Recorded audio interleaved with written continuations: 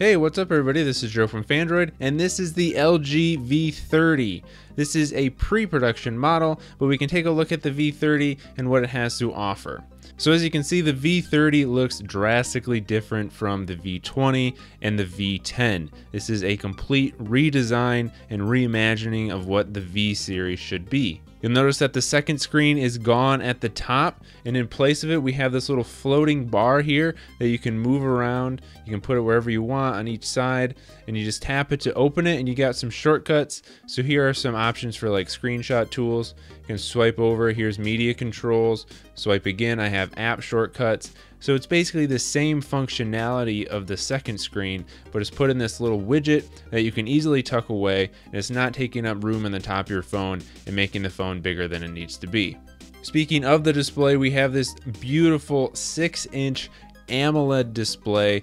It's a full vision display just like the G6, so it takes up almost the entire front of the phone here. The bezels are actually a little bit smaller than they are on the G6, just very thin on the top and the bottom, and it looks gorgeous. I've been wanting LG to use AMOLED displays for a while now, and I'm so happy that they have it. It looks amazing. And also like the G6, this is a tall 18:9 display, so apps can scale to that. And most apps looks completely fine, even more so than on the G6. It seems like a lot of apps now, probably because of the S8 as well, are adapting to this new aspect ratio really well.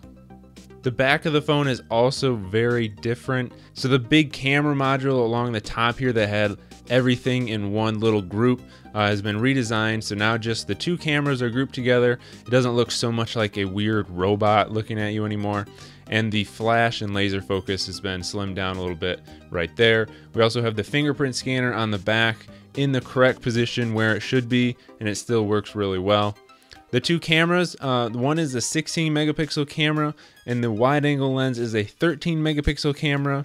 They look really good still. LG does a great job with their wide angle camera and just their cameras in general. The back is glass now instead of metal like on the V20, and it's not removable battery this time, but that means it's waterproof, which I think is a fair trade-off. Speaking of the battery, it's a 3300 milliamp hour battery, and so far I've been getting really great battery life. I've been impressed with that. On the bottom of the phone, we've got the USB Type-C port and the speaker grill, SIM card and SD card slot on the other side here. On the top, we have a headphone jack. Thank you, LG.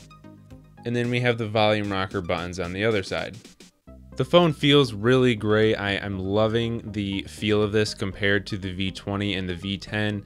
Those phones were kind of like big, bulky tanks. This is much more refined and polished. The sides are slightly curved over. They're not as flat as the G6, so it just feels really nice. And the glass on both front and back just curves slightly into the sides. It's very smooth, it's very polished. Very much feels like a piece of jewelry in your hand compared to like a rough and tough, durable phone, which the V20 felt like, but it wasn't even waterproof. So this feels like a really high quality premium phone, something that truly can compete with the Galaxy Note 8.